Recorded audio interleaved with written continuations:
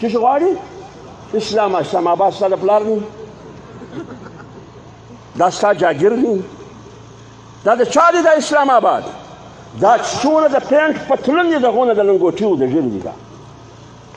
ته د اسلام آباد په پارلیمنټ کې حق لرې لنګوټه او ژیره نه لرې ته د اسلام آباد په بنګلو کې اوسېږې لنګوټه او ژیره حق هلته نه لرې زموږ غلو ناست یاست پر اسلام حمله آور یاست پر مساجدو حمله آور یاست پر ختم نبوت حمله آور یاست پر ناموس رسالت حمله آور یاست پر شاعر اسلام حمله آور یاست ته حق د دې نه لرې چې ته حکمراني وکړې لهذا ټوله غله دي زما مال یې وړی دي دا د ایمان غله هم دي د پاکستان غله هم دي دا د معیشت غله هم دي د جغرافیې غله هم دي دا د نظریې غله هم دي موږ سره معلوم دي چې غلو د ناستې زما مال یې در کوناټې لاندې کړی دي نو ما سترګې مړې نیولې دي زه نه زه همدا دا زما حق دی زه یې غواړم د تاسو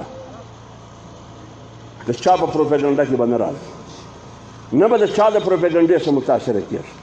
نه به مروبه کېږي دا نظریاتي جنګ دی دا کوو به که به نه کوو دا جنګ د مدرسې د دفاع او د تحفظ جنګ